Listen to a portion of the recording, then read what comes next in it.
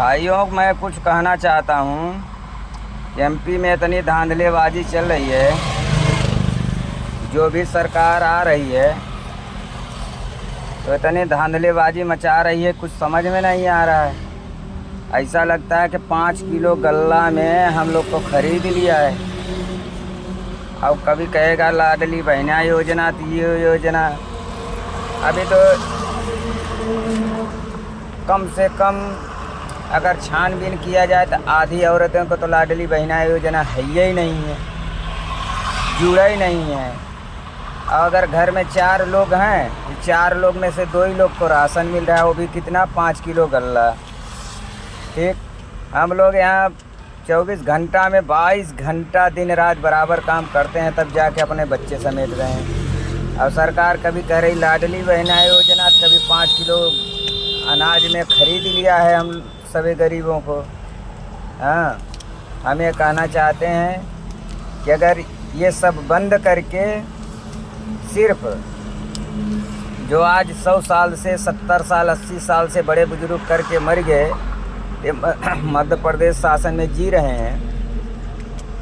अभी बीच में सरकार दिखा रही थी कि 2.5 डिसमिल पट्टा दे रहे हैं घर बनाने के लिए। तो हम कहते हैं वो 2.5 डिसमिल मुँह दिखाई के दे रही है क्या सरकार? या तो एमपी वालों को सबको भगा दे। भाई पट्टे का राजी तो है नहीं, मध्य प्रदेश शासन में है नहीं, बुलडोजर लगा के सब गिरवा दे। तो हम लोग तो भाई वैसे भी किराए के बरोबर में रह रहे हैं, तो कहीं भी किराए में लेके रहेंगे।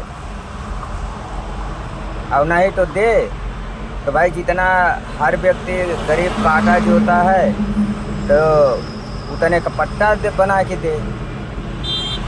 अब ये जो 2.5 डिसमिल दे रही थी उसके जगह में कम से कम 2.5 एकड़ दे दे, 1 ही एकड़ दे दे एक आदमी के पीछे, तो भी बहुत है। कम से कम घर बनाने के लिए, साग सब्जी लगाने के लिए तो हो जाएगा।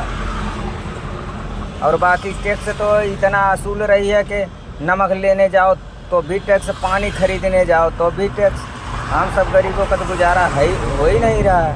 हम लोग 24 घंटा में 22 घंटा तो ड्यूटी कर रहे हैं, दिन रात बराबर कर रहे हैं, तब जाके दिखा रहा है। वो भी हमारे इनकम से, हमारे मेहनत के पैसा में टैक्स इतने कट रहे हैं कि हम लोग खुद नहीं सोच पा रहे हैं कि हम लोग करें तो करें क्या। जो भी देखो भाई, एक दूसरे को बताते रहो, दिखाते रहो। वोट लेने के टाइम जो आए घर पर तो सीधे जय नंबर पहनते हो, वो नंबर उतार के एकदम खड़े हो जाओ। भाई काम तो कौन तुम किए नहीं हो, वोट लेने कैसे आ गए? बाईकाट करो, चाहे कोई भी हो, प्रधानी चुनाव हो, चाहे विधायकी हो, सरपंची हो, चाहे मतलब केंद्र का हो, चाहे प्रदेश का हो, कोई नहीं, सबको बहिष्कार करो। जब हम लोग को कोई पूछने वाला नहीं है, इन लोग को पूछना बंद करो। बाकी तो हम लोग तो पखुरक सहारे जी रहे हैं, जिएंगे। तो सरकार का कोई वैल्यू ही नहीं है, सरकार कोई हम लोग पर निगरानी करने वाली नहीं है। तो ठीक है, हम लोग भी बहिष्कार करेंगे। भाइयों आगे तक सैर कर देना।